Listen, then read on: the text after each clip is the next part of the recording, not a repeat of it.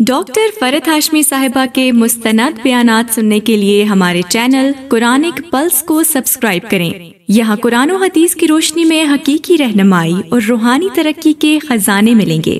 ابھی جڑیں اور دین کو گہرائی سے سمجھیں۔ یا ایھا الذین آمنو، اے لوگو جو ایمان لائے ہو، خذو، پکڑو، لے لو، اختیار کرو، حذرکم، اپنا بچاؤ۔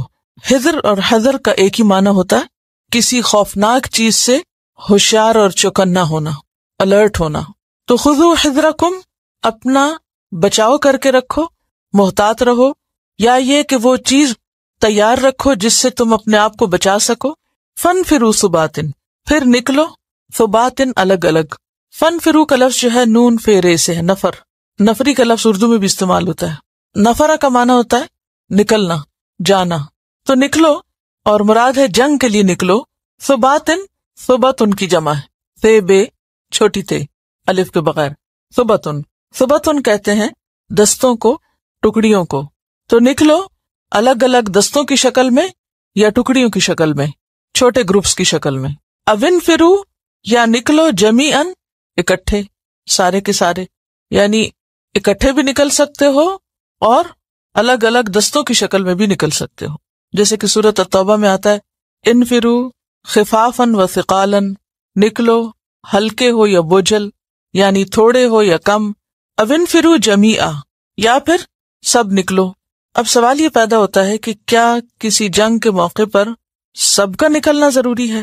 ہاں، اگر حالات اس کا تقاضا کریں اور امام وقت اس کے لیے لوگوں کو بلائے، ورنہ عام حالات میں جیسا جیسا تقاضا ہو، جیسی ضرورت ہو اس کے مطابق، جیسا کہ سورۃ التوبہ کی آیت نمبر 122 میں کہا گیا وَمَا كَانَ الْمُؤْمِنُونَ لِيَنْفِرُوا كَافَّةً، اور یہ کچھ ضروری نہ تھا کہ سارے ہی مومن نکل کھڑے ہوتے، کیونکہ یہاں لکھا ہے نا انفروا جمیعا، تو وہاں کیا آیا کہ ضروری نہیں کہ ہر دفعہ سب نکل کھڑے ہوں، بلکہ فَلَوْلَا نَفَرَ مِن كُلِّ فِرْقَةٍ مِّنْهُمْ طَائِفَةٌ لِيَتَفَقَّهُوا فِي الدِّينِ، تو ایسا کیوں نہ ہوا کہ ان میں سے ہر بستی کا ایک گروہ نکلا تاکہ وہ دین میں سمجھ بوجھ پیدا کرے۔ وَلِيُنذِرُوا قَوْمَهُمْ إِذَا رَجَعُوا إِلَيْهِمْ لَعَلَّهُمْ يَحْذَرُونَ، اور اپنی قوم کو، اپنے لوگوں کو خبردار کریں جب وہ ان کے پاس پلٹیں۔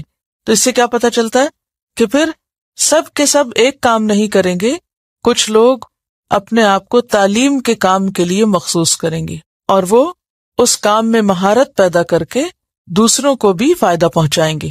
تو یہاں پر ایمان والوں سے خطاب ہے کہ ایمان والوں کو اپنے دشمنوں سے چوکنا رہنا چاہیے، اور پھر جیسے بھی حالات ہوں اس کے مطابق اپنے دین کا دفاع کرنا چاہیے۔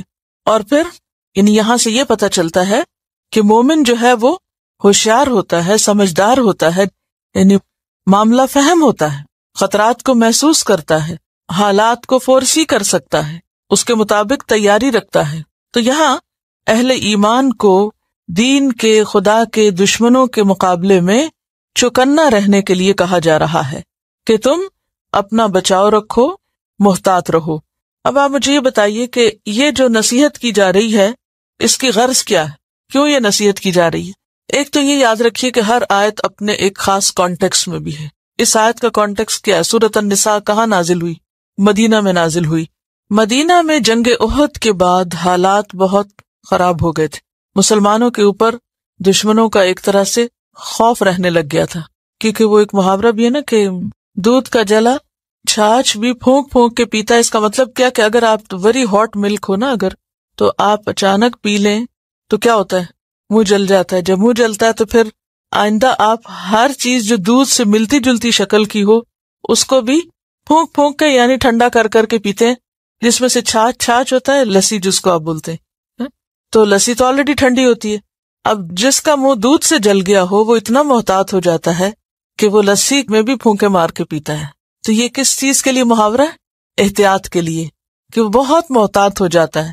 تو جنگ احد میں چونکہ مسلمانوں کو شکست ہوئی تھی اور اس شکست کی وجہ سے ان کے اندر ایک خوف سا بیٹھ گیا تھا، لہذا وہ بہت چوکنے ہو گئے تھے اور ہمیشہ فکر کرتے تھے کہ کہیں کسی وقت دشمن حملہ آور نہ ہو جائے۔ اور دوسری طرف یہ بھی ہے کہ مدینہ کے ارد گرد جو لوگ تھے اور خود مدینہ کے اندر جو منافقین تھے وہ آئے دن بے سوچے سمجھے سنی سنائی باتوں کو لوگوں کے اندر مشہور کر دیتے تھے. او دشمن آ رہا ہے. اچھا اس سے کیا ہوتا تھا کہ لوگوں کے اندر ایک خوف و ہراس کی کیفیت ہوتی تھی, امن رخصت ہو گیا تھا. اور یہ ایک بالکل نیچرل سی بات ہے نا کہ اگر انسان کو زندگی میں کسی وقت کوئی ناکامی ہو جائے تو اس کے بعد اس کی نفسیات کیا بنتی ہے, وہ بہت کانشیس ہو جاتا ہے اور بعض اوقات نیگیٹو تھنکنگ بھی آنے لگتی ہے. وہ ہر چیز کے اندر مثبت چیز دیکھنے کی بجائے منفی چیز دیکھنے لگتا ہے. انڈیویجول لیول پر بھی یہ ہوتا ہے کہ اگر زندگی میں مثلاً کسی سے کوئی کار کا حادثہ ہو گیا تو اب وہ سڑک پر نکل کے کیا سوچتا ہے, ابھی پھر میں کہیں لگا یا ابھی مجھے کوئی آ مارے گا. تو یہ ایک بالکل قدرتی سی بات ہے. اگر انسان مستقل طور پر اس کیفیت میں رہے تو اس کا کانفیڈنس ختم ہو جاتا ہے اور وہ زندگی میں کوئی تعمیری رول ادا نہیں کر سکتا.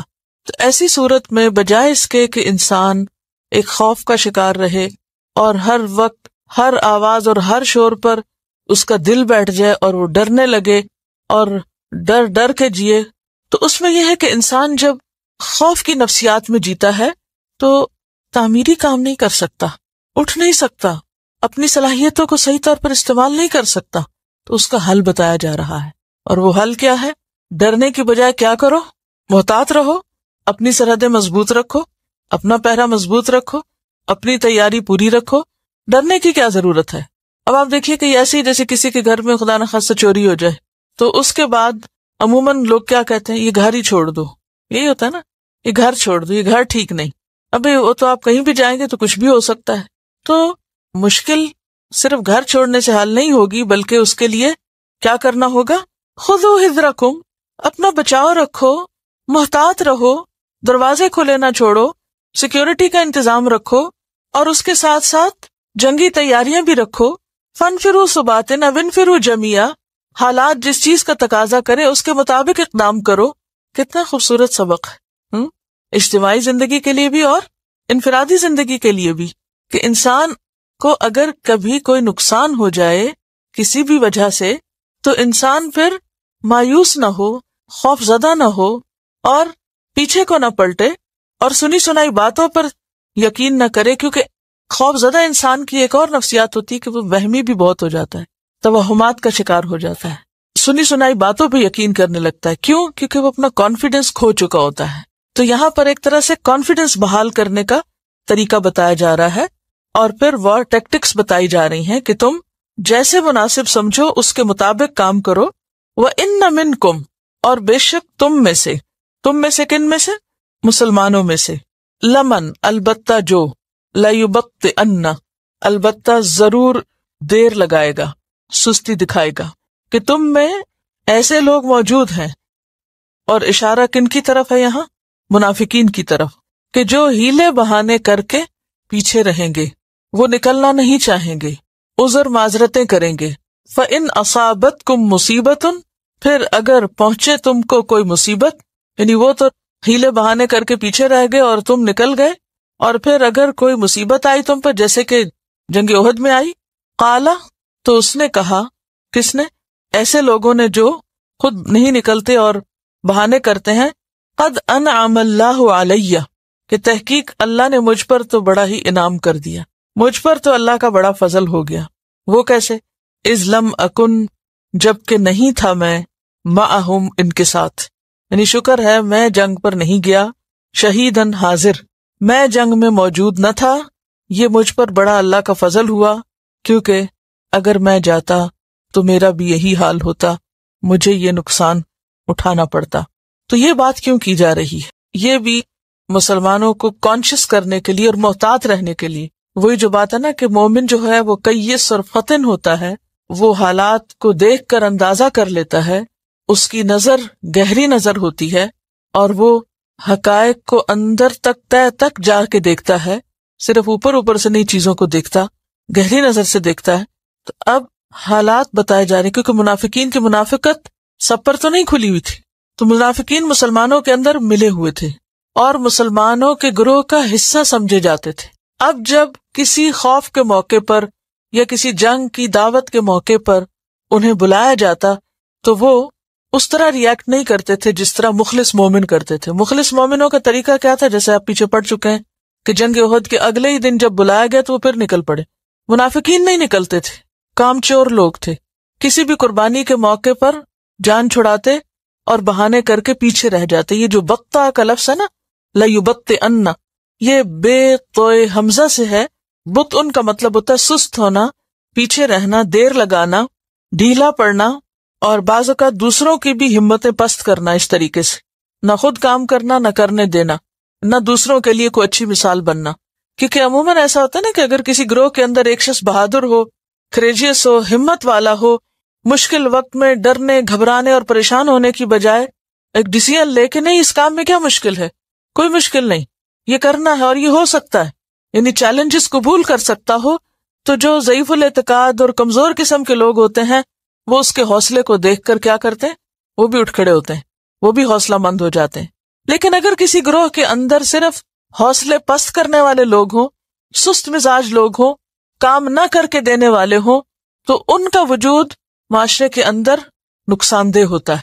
عموماً جو کام کرنے والے ہوتے ہیں وہ بھی ان کو دیکھ کر ڈھیلے پڑ جاتے ہیں. وہ کہتے ہیں اچھا یہ نہیں نکل رہے تو ہم بھی نہیں نکل رہے، اور پھر الٹا اوپر سے جھوٹی خبریں، ادھر ادھر کی سنی سنائی باتیں اور وہمی باتیں اور بے وجہ کی منفی قسم کی باتیں عام کرتے ہیں، جس کی وجہ سے لوگوں کے حوصلے پست ہوتے ہیں.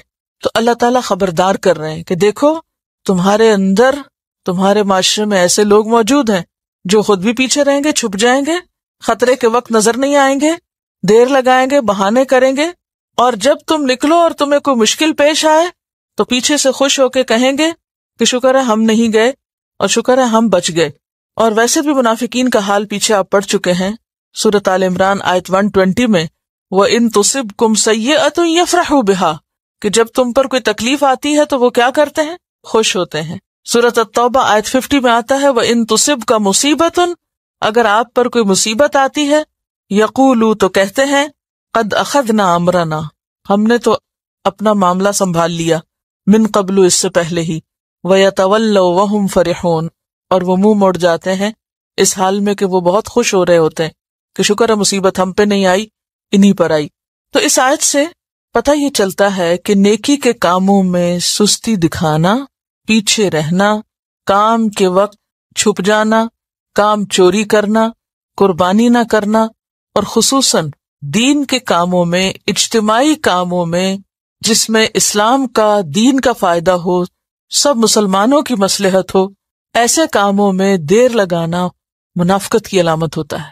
یہ انسان کے نفاق کی نشانی ہوتی ہے، ایمان کی کمزوری ہوتی ہے. بعض لوگ یہ سمجھتے ہیں کہ دنیا میں دین کے لیے کوئی قربانی کیے بغیر ان کو جنت مل جانی چاہیے اور انہیں اللہ کا محبوب بن جانا چاہیے اور انہیں اعلی مقامات اور درجات حاصل ہونے چاہیے، خواہ وہ اس کی کوئی قیمت ادا نہ کریں. تو اسی لیے ہم دیکھتے ہیں کہ منافقین کا طرز عمل کچھ ایسا ہی تھا.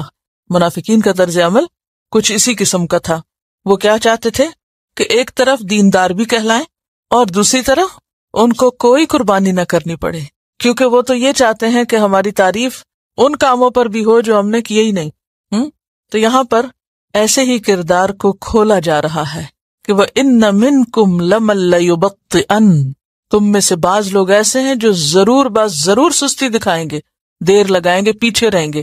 لَّيُبَطِّئَنَّ، اس میں آپ دیکھیے دو ہیں تاکید کے سمبلز. کون کون سے؟ لام تاکید کا اور نون شد والا. یہ جب دو اکٹھے ہو جائیں تو پھر تو شدت پر شدت ہو جاتی کہ ایسے لوگ ہیں جو ضرور یہ کریں گے. اور پھر یعنی دو کام ہیں ان کے. نمبر ایک، خود آگے نہیں بڑھیں گے، قربانی نہیں کریں گے، اور نمبر دو، قربانی کرنے والوں پر اگر کوئی مصیبت آئے تو اس وقت خوش ہوں گے اور کہیں گے کہ شکر ہے ہم نے بڑی سمجھداری کا ثبوت دیا اور ہم بچ گئے.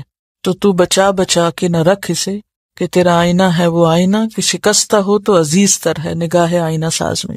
ترجمے میں اگر نہیں لکھا تو ضرور لکھ لیں. البتہ ضرور سستی دکھائے گا یا ضرور پیچھے رہے گا، دیر لگائے گا. اس میں ہمارے لیے کیا سبق ہے؟ دیکھیے ایک کام وہ ہوتا ہے جو ہماری ذات کے لیے ہوتا ہے نا، ذاتی کام، پرسنل، گھر کے کام، ان میں عموماً ہمارا رویہ کیا ہوتا ہے؟ ذاتی کاموں میں ہمارا ایٹیٹیوڈ کیا ہوتا ہے؟ جس میں ہمارا کوئی ذاتی فائدہ ہو. رسک لیتے ہیں یا نہیں؟ کوئی بھی شخص جو بزنس کرتا ہے وہ رسک لیتا ہے یا نہیں؟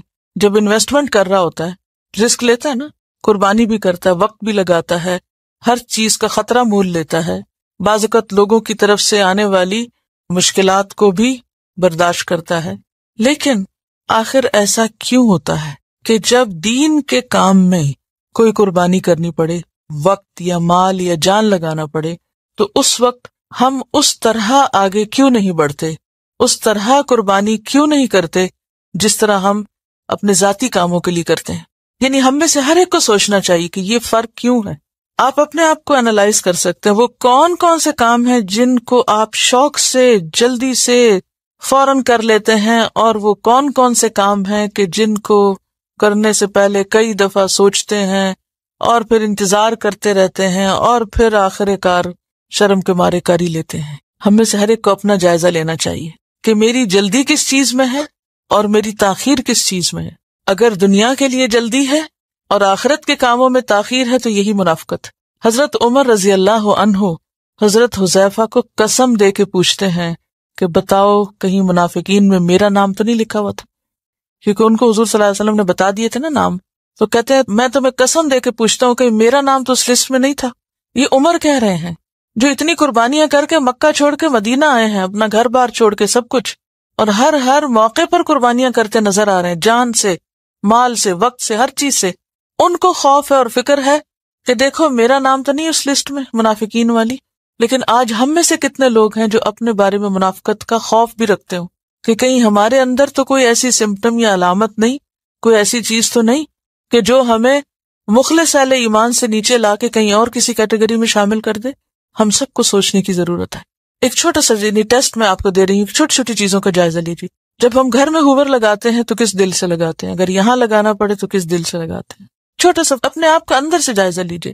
گھر میں اگر ہمیں شیشہ صاف کرنا ہو تو ہم کس طرح کرتے ہیں؟ کوئی چیز بنانی ہو، رکھنی ہو، اٹھانی ہو، کس دل سے اور کس نیت اور کس جذبے سے اپنے ذاتی کام کرتے ہیں؟ اور جب دین کے اجتماعی فائدے کے کام کرتے ہیں تو ہم کس دل سے کرتے ہیں، کس شوق سے کرتے ہیں، کس سوچ کے ساتھ کرتے ہیں؟ بس صرف ڈیوٹی پوری کرنی ہے. گھر میں تو ہم یہ نہیں سوچتے کہ صرف ڈیوٹی پوری کرنی ہے، بس کہتے ہیں یہ میرا کام ہے. آخر اللہ کے دین کا کام میرا کام کیوں نہیں؟ اس کام کو ہم میرا کام کیوں نہیں کہتے؟ یہ کسی اور کا نہیں، یہ ہم سب کا ہے. اور اگر ہم اپنی ذات کے لیے اتنے مخلص ہیں تو ہمیں دین کے نام پر کوئی بھی جو کام ہو رہا اس کے ساتھ بھی اسی درجے کی کمٹمنٹ ہونی چاہیے. اور خاص طور پر وہ کام جس سے براہ راست ہم فائدہ اٹھا رہے ہوں. یعنی ہمیں تو دین کے ان سارے کاموں میں حصہ ڈالنا چاہیے جن سے براہ راست اگر ہمیں ڈائریکٹلی کوئی فائدہ نہ بھی پہنچ رہا ہو. کہاں یہ کہ وہ جگہیں اور وہ کام جس سے ہمیں فائدہ پہنچ رہا ہو اس میں بھی اگر ہم ہاتھ لگاتے ہوئے ڈریں اور پیچھے رہیں اور بہانے کریں اور کسی نہ کسی طرح چھپنے کی اور بھاگنے کی فکر کریں تو پھر ہم کیا کریں؟ کیونکہ ہمارے سامنے تو کوئی جنگ ونگ تو ہے نہیں، ہم نے کہاں جانا ہے اور کیا ہم قربانی کریں گے دین کے نام پر؟ یہی چھوٹی چھوٹی قربانیاں نا. لیکن ہم عموماً اس وقت جو مسلمانوں کا دین کے معاملے میں رویہ ہے وہ کچھ اسی طرح کا ہی ہے کہ اپنی ذات مقدم ہے اجتماعی کام سے. وہ اس دن مجھے کوئی کسی جیو کا کال بتا رہا تھا، کسی ربائی کا کال تھا، شاید کوئی کوٹ کر رہا تھا، مجھے اب نام اور موقع یاد نہیں بہرحال. اس نے کہا کہ وہ ہم اتنی نمازیں تو نہیں پڑھتے جتنی مسلمان پڑھتے ہیں، ہم اتنی دعائیں تو نہیں کرتے جتنی مسلمان کرتے ہیں، ہاں ہم کنٹریبیوٹ کرتے ہیں اور مسلمان نہیں کرتے. یعنی کہ ہم اجتماعی کاموں کے لیے اور اپنے مشن اور کاز کے لیے جو وقت دیتے ہیں اور جو مال دیتے ہیں اور جو اپنی ایفرٹس لگاتے ہیں وہ مسلمانوں میں نظر نہیں آتی. یہاں ہمارے اور ان میں فرق ہو جاتا ہے. یعنی اس چیز میں ہم آگے، اور یہ بالکل حقیقت ہے. انڈیویجولی ہم اپنے نماز، روزہ اور اپنی تسبیح اور اپنے فائدے کی کچھ چیزیں پھر بھی کر لیں گے، لیکن جہاں ایک کلیکٹیولی اسلام کی خدمت کا کوئی موقع آتا ہے تو وہاں ہم اس کام کو اپنا کام نہیں سمجھتے. خواہ ہم کہیں بھی ہوں، ضروری نہیں کہ میں اس بلڈنگ کی اور یہاں کی بات کریں، کہیں پر بھی، کسی فورم پر بھی، جہاں بھی ہم، جو بھی اللہ ہماری زندگی میں ہمیں موقع دے کچھ کرنے کا. تو یہ تو بہت بڑی قربانیاں جو یہاں مانگی جا رہی ہیں، اور چھوٹی چھوٹی قربانیوں میں بھی اگر ہم اس نیت اور جذبے کو خالص نہ رکھیں اور سستی دکھائیں اور کام چوری کریں اور چھپنے اور بھاگنے کی کریں تو پھر یہ کام کون کرے گا اور کون آگے بڑھے گا؟ جو مائنورٹیز ہوتی ہیں نا، کہیں بھی جو مائنورٹیز ان کو سروائیو کرنے کے لیے اکٹھے ہونا پڑتا ہے. مائنورٹیز کو چیلنجز زیادہ ہوتے ہیں نا، انہیں سروائیو کرنا ہوتا ہے، تو وہ اکیلے سروائیو نہیں کر سکتے. تو پھر ان کا فائدہ کس میں ہوتا ہے، انٹرسٹ کس میں ہوتا ہے کہ مل جل کر رہیں. اور پھر مل جل کر رہنے کے لیے قربانی ہمیشہ کرنی پڑتی. کہیں بھی آپ مل جل کر رہیں، اس کے فائدے بھی بہت ہیں، لیکن مل جل کر رہنے کے لیے قربانی شرط ہوتی ہے. یہ بتا رہی ہیں کہ ٹیری فاکس پہ چائنیز کا ایک چرچ بنا ہے کہ اتنا صاف ہے کہ بعض اوقات وہاں سے ویکینڈ پہ ڈرائیو کرتے ہوئے سلو ڈرائیو کر کے دیکھتی ہیں کہ ایک ایک تنکا اور ایک ایک چیز وہاں چنی ہوئی ہوتی ہے لوگوں نے، اور انتہائی آس پاس کا منظر صاف ہے، تو اندر پتہ نہیں کتنا صاف ہوگا۔ اور مجھے بعضوں کا شرم آتی ہے کہ باہر اسلام کا نام لکھا ہو اور نیچے جہاں جو چیز جی چاہے پھینک دی جائے اور جو چیز جی چاہے بکھری ہوئی ہو، اگی ہوئی ہو، ہم آخر کیا نمونہ پیش کرتے ہیں، کس کے لیے؟ یعنی کوئی بھی اسلامک سینٹر ہو، اس کی باہر سے بلڈنگ اور باہر سے جو اس کا منظر ہے وہ اتنا اٹریکٹیو ہو کہ راہ چلتا رک جائے اور رک کے دیکھنے لگے اور دیکھتا دیکھتا اندر آ جائے کہ یہاں کون سی مخلوق رہتی ہے اور وہ کیا کرتی ہے، تاکہ ہم بھی ان میں شامل ہو جائیں۔ اور پھر جب وہ بلڈنگز اندر سے گندی ہے تو پھر اس کو لے آئیں ہم اپنی ذات کے اندر کہ پھر ہمارے دلوں میں کیا کچھ ہوگا، کیونکہ جیسے ہم اندر ہوتے ہیں نا قدرتی طور پر باہر ویسے ہی چیزیں ہونے لگتی ہیں۔ بہرحال آگے چلتے ہیں۔ وَلَئِنْ أَصَابَكُمْ فَضْلٌ مِّنَ اللَّهِ، اور البتہ اگر پہنچے تم کو فضل اللہ کی طرف سے، اور فضل سے مراد یہاں مال غنیمت ہے، یعنی اگر کسی جنگ میں کامیابی ہو اور مال غنیمت حاصل ہو، اور مال غنیمت یا فضل کس کی طرف سے ہوتا ہے؟ سراسر اللہ کی طرف سے، کامیابی بھی اللہ کی طرف سے۔ لَيَقُولَنَّ، البتہ وہ ضرور کہے گا، کیا کہے گا؟ یا لیتنی کنت معہم، اے کاش میں بھی ان کے ساتھ ہوتا، فافوز فوزا عظیما، تو میں بھی یہ عظیم الشان کامیابی پاتا۔ عظیم الشان کامیابی اس کے سامنے کیا ہے؟ مال کا حاصل کرنا، مال غنیمت پانا۔ حالانکہ حقیقت میں عظیم الشان کامیابی کون سی کامیابی ہے؟ آخرت کی کامیابی۔ دنیا کی کوئی بھی کامیابی عظیم الشان کامیابی نہیں ہے، اصل کامیابی آخرت کی کامیابی ہے۔ اب یہ شخص جو اس وقت اس طرح کہتا ہے، مال کو دیکھ کر اسے عظیم کامیابی قرار دیتا ہے، اور پھر اس وقت سوچتا ہے کہ کاش میں ان کے ساتھ ہوتا، تو اس شخص کو یہ بات کس طرح زیب دیتی ہے اور کس منہ سے کہتا ہے اور اس کا رویہ کیا ہوتا ہے؟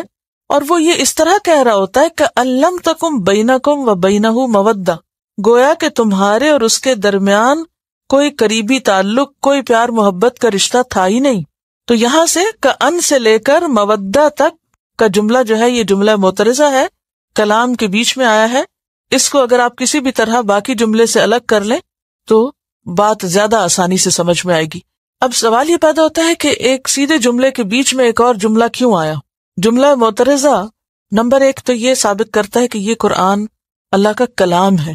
کلام میں عام طور پر ایسا ہوتا ہے کہ ایک بات ہو رہی ہوتی ہے، بیچ میں سے روک کر دوسری بات واضح کر کے اور پھر جملہ مکمل کیا جاتا ہے، یعنی بیچ میں دوسری بات ایسی لائی جاتی ہے کہ جو اس کی اہمیت کو اور زیادہ واضح کرتی ہے۔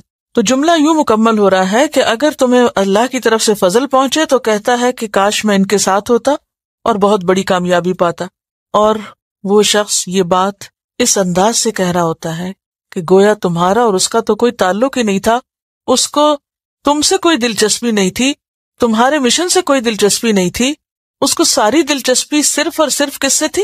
مال غنیمت سے۔ لہذا مال غنیمت پانے کے لیے تو وہ للچاتا ہے، یا یوں کہیے کہ مال غنیمت میں حصہ پانے کے لیے تو وہ للچا رہا ہے اور اس کو وہ عظیم الشان کامیابی قرار دے رہا ہے، اور اس کے برعکس جو جنگ میں جانے کا اصل مقصد تھا وہ اس کے سامنے ہے ہی نہیں، یا پھر کوئی انسانی ہمدردی یا اپنے دوستوں اور اپنے ساتھیوں کے ساتھ کسی قسم کا کوئی واسطہ تعلق تھا ہی نہیں۔ اب آپ دیکھیے کہ اس آیت سے ایک اور بڑی اہم بات پتہ چلتی ہے، اور وہ یہ ہے کہ انسان اگر دین سے محبت کرتا ہے تو لازماً دین والوں سے بھی محبت کرے گا، لازماً اس راستے میں چلنے والوں سے بھی اس کو ایک مودت اور محبت کا رشتہ ہوگا، اور وہ ہونا چاہیے۔ اور اگر وہ نہیں ہے تو پھر یہ کیا ثابت کرتا ہے کہ اس کو اس مشن سے کوئی دلچسپی نہیں۔ دیکھیں نا، یہ ایک بالکل نیچرل سی بات ہے کہ جس چیز کو آپ چاہتے ہیں اگر اس کو چاہنے والا کوئی اور بھی ہے تو کیا آپ کی چاہت اس شخص سے نہیں ہوگی جو اسی چیز کو چاہتا ہے جس کو آپ چاہتے ہیں؟ مثلا آپ کہتے ہیں مجھے اللہ سے محبت ہے، تو پھر قدرتی طور پر آپ کو ہر اس بندے سے محبت ہو جائے گی جو اللہ سے محبت رکھتا ہوگا۔ کیوں؟ کیونکہ آپ اس کو اپنے سے اس لیے قریب پاتے ہیں کہ جو آپ چاہتے ہیں وہ بھی وہی چاہتا ہے۔ ایک مشن ہے، نیوکلیس ایک ہے نا، تو جب نیوکلیس ایک ہوتا ہے تو جتنی بھی چیزیں اس کے ارد گرد ہوتی ہیں وہ سب اس سے بھی جڑی ہوئی ہوتی ہیں اور آپس میں بھی جڑی ہوئی ہوتی ہیں، وہ آپس میں ٹوٹی ہوئی نہیں ہوتی، اور اگر وہ آپس میں ٹوٹ جائیں تو پھر وہ نیوکلس سے بھی نہیں جڑ سکتی. ٹھیک ہے، اسی لیے یہ دعا بھی سکھائی گئی، اللہم ارزقنا حبک، اے اللہ ہمیں اپنی محبت دے، وحب من یحبک، اور ہر اس بندے کی محبت دے یا ہر اس شخص کی محبت دے یا اس کی محبت دے جو تجھ سے محبت کرتا ہے. کہ ایسا نہ ہو کہ ہم تجھ سے تو محبت کریں لیکن جو تجھ سے محبت کرتے ہیں ان سے محبت نہ کریں، کیونکہ دس از اے مسٹ، یہ پوری ایک چین بنتی ہے. اور اگر آپ کو ان لوگوں سے محبت نہیں جو آپ ہی جیسا مشن رکھتے ہیں تو اس کا مطلب یہ کہ آپ اپنے مشن سے محبت میں بھی جھوٹے ہیں، اس سے بھی آپ کو محبت نہیں. کیونکہ ایک منزل تک پہنچنے کے لیے ان سب کے ساتھ مل کر آپ کو چلنا ہوتا ہے.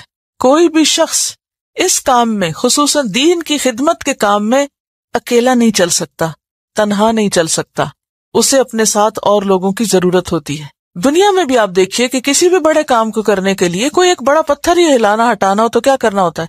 4-5 لوگ چاروں سمتوں سے لگیں گے اور پھر وہ اٹھے گا. تو اسی طرح دین کی خدمت کا کام تنہا نہیں ہو سکتا، یہ بھاری پتھر کوئی ایک شخص نہیں اٹھا سکتا. اس کے لیے ضروری ہے کہ کچھ اور لوگ آپ کے ساتھ ہوں. جب وہ آپ کے ساتھ ہوں گے تو ان کے ساتھ کوآرڈینیشن ضروری. اگر 4 پتھر اٹھانے والے باہم کوآرڈینیٹ نہ کریں تو خالی زور لگاتے رہیں تو بھی پتھر نہیں اٹھتا.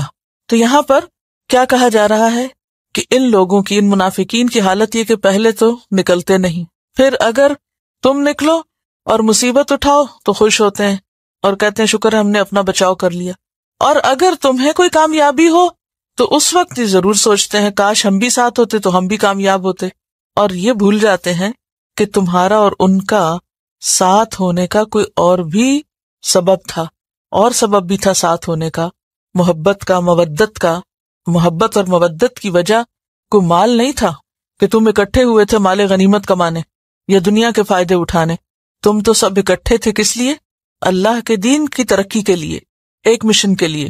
فَلْيُقَاتِلْ، یہاں پھر نیت کو خالص کیا گیا. فَلْيُقَاتِلْ، بس چاہیے کہ جنگ کریں، فی سبیل اللہ، اللہ کے راستے میں، الذین، وہ لوگ، یشرون الحیات الدنیا بالآخرہ، جو بیچ ڈالتے ہیں دنیا کی زندگی کو آخرت کے بدلے، جو آخرت کمانے کے لیے، آخرت پانے کے لیے، آخرت چاہنے کے لیے دنیا بیچ ڈالتے ہیں، دنیا کے نقصان کی پرواہ نہیں کرتے.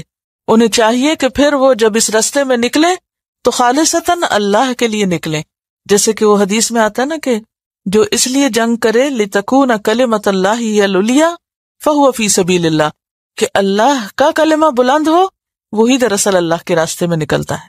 تو یہاں پھر ریمائنڈر دیا گیا، چاہیے کہ جنگ کریں، لڑیں، کس میں؟ فی سبیل اللہ، صرف اللہ کے راستے میں. تو اس سے یہ بھی پتہ چلتا ہے کہ مومن کے لیے جنگ صرف ایک ہی مقصد کے لیے جائز ہے، کسی دوسرے مقصد کے لیے نہیں، اور وہ مقصد ہے اللہ کا کلمہ بلند کرنا جب بھی حالات اس کا تقاضا کریں.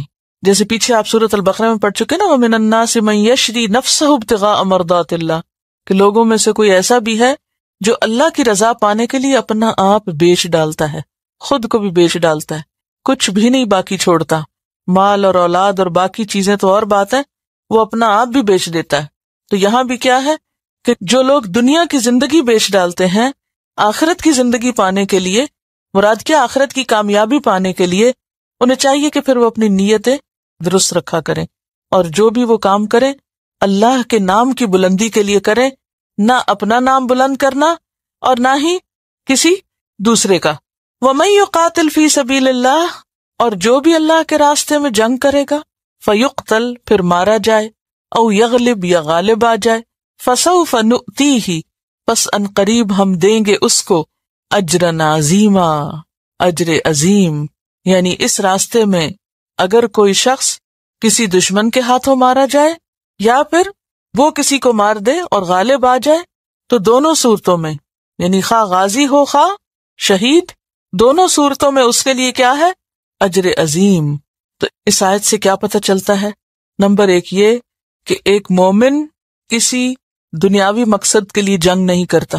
جیسے اور قوموں کے مقاصد کیا ہوتے ہیں جنگ کرنے کے؟ کبھی کسی ملک کے تجارتی وسائل پہ قبضہ کرنا، کبھی اس کے یعنی بیسیکلی پرسنل انٹرسٹ ہوتے ہیں یا اپنی قوم کے انٹرسٹ ہوتے ہیں.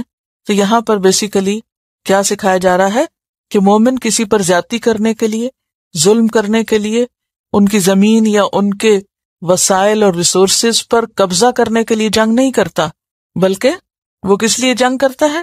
اللہ کی رضا کے لیے، دین کی سربلندی کے لیے، آخرت کے فائدے کے لیے۔ تو پہلی بات جنگ کا مقصد بتا دیا گیا، دوسری بات اس کا اجر بتا دیا گیا کہ کتنا بڑا اجر ہے، اور بعض احادیث سے بھی اس کا اجر پتہ چلتا ہے۔ مثلاً بخاری کی حدیث ہے، سہیل بن سعد کہتے ہیں کہ آپ صلی اللہ علیہ وسلم نے فرمایا، اللہ کی راہ میں ایک صبح یا شام نکلنا دنیا و ما فیہا سے بہتر ہے۔ حضرت ابو ہریرہ فرماتے ہیں کہ آپ صلی اللہ علیہ وسلم نے فرمایا، اس ذات کی قسم جس کے قبضے میں میری جان ہے، میں چاہتا ہوں کہ اللہ کی راہ میں شہید کیا جاؤں، پھر زندہ کیا جاؤں، پھر شہید کیا جاؤں، پھر زندہ کیا جاؤں، پھر شہید کیا جاؤں۔ یعنی واقعی اگر کوئی خالصتاً اللہ کی رضا کے لیے سب کچھ کرتا ہے اور دنیاوی مفادات اور زمینوں کی جنگ نہیں کرتا، تو ایسا شخص اگر مارا بھی جائے تو وہ ایسا لطف اٹھاتا ہے کہ بار بار اسی طریقے سے پھر مرنا چاہتا ہے۔ تو فیقتل کی بات یہاں کی گئی۔ پھر فرمایا، وَمَا لَكُمْ، اور کیا ہے تم کو، لا تقاتلون، نہیں تم جنگ کرتے، فی سبیل اللہ، اللہ کے راستے میں۔ اب یہاں ابھارنے کے لیے یہ انداز اختیار کیا گیا کہ آخر ایسا کیوں نہیں؟ تعجب کی بات ہے کہ تم نہیں نکلتے اس راستے میں، تم نہیں نکلتے جنگ کے لیے۔ والمستضعفین، اور کمزور سمجھے گئے، من الرجال، مردوں میں سے، والنساء، اور عورتوں میں سے، والولدان، اور بچوں میں سے، الذین، وہ لوگ، یقولون، جو کہتے ہیں، کیا کہتے ہیں؟ ربنا، اے ہمارے رب، اخرجنا من هذه القریۃ، نکال ہمیں اس بستی سے، الظالم اہلھا، جس کے رہنے والے ظالم ہو گئے، واجعل لنا من لدنک ولیا، اور بنا ہمارے لیے اپنے پاس سے کوئی مددگار، واجعل لنا، اور بنا ہمارے لیے من لدنک نصیرا، اپنے پاس سے کوئی ناصر و مددگار، دفاع کرنے والا۔ نبی صلی اللہ علیہ وسلم جب ہجرت کر کے مدینہ تشریف لے آئے تھے تو جہاں ایک طرف مدینہ پر بار بار یلغار ہو رہی تھی، وہاں دوسری طرف مکہ میں پیچھے رہنے والے مسلمان جو ہجرت نہیں کر سکے تھے، عورتیں اور بچے، بیمار، معذور لوگ، ان کو کفار ان کے اسلام کی وجہ سے بہت ستاتے تھے اور تنگ کرتے۔ جیسے آپ جانتے ہیں کہ نبی صلی اللہ علیہ وسلم اور آپ کے ساتھیوں کی ہجرت کی وجہ بھی کیا تھی؟ کیوں ہجرت کی تھی؟ دشمنوں کے مظالم کی وجہ سے، اہل مکہ کے ظلم کی وجہ سے انہوں نے ہجرت کی تھی۔ اب جو ہمت والے تھے، طاقت والے تھے، وہ تو ہجرت کر کے آ گئے، لیکن جو کمزور بچے تھے یا عورتیں تھیں، وہ نکل نہیں سکتے تھے، وہ ہجرت نہیں کر سکتے تھے۔ اب ان کا اسلام ظاہر کرنا ان کے لیے ایک بہت بڑی مشکل کا ذریعہ بن گیا تھا، تو وہ وہاں روتے تھے اور پکارتے تھے۔ کمزور مرد یعنی بوڑھے یا بیمار، اور عورتیں اور بچے جو کافروں کا ظلم و تشدد برداشت کرنے پہ مجبور تھے، وہ فریادیں کرتے تھے اللہ سے۔ کیا فریادیں؟ ربنا اخرجنا من هذه القریہ، یا رب تو ہمیں اس بستی سے نکال۔ کس بستی سے؟ مکہ سے۔ کیوں نکال؟ الظالم اہلھا، جس کے رہنے والے بہت ظالم ہو گئے، ہمیں ان ظالموں کے چنگل سے نجات دے۔ وہ ظلم کیوں کرتے تھے؟ ان کے اسلام کی وجہ سے، اللہ کے بندوں پر ظلم ہو رہا تھا اللہ کا نام لینے کی وجہ سے۔ وَجَعَلْ لَنَا مِن لَدُنْكَ وَلِيًّا، اور بنا ہمارے لیے اپنے پاس سے کوئی مددگار، یعنی کوئی ایسا بندہ پیدا کر کہ جو ہمیں اس چنگل سے نجات دلائے، اس ظلم سے نجات دلائے۔ وَجَعَلْ لَنَا مِن لَدُنْكَ، اور بنا ہمارے لیے اپنے پاس سے نصیرا، کوئی مددگار۔ اب اردو ترجمہ تو ولی کا بھی مددگار ہے اور نصیر کا بھی، لیکن دونوں کا فرق کیا ہے؟ ولی کہتے ہیں من یتولی الامور، جو مختلف کاموں کا ذمہ دار ہو اور معاملات کو ہینڈل کرنا جانتا ہو، جو آپ کو فائدہ پہنچا سکے، جو آپ کے کام کر سکے۔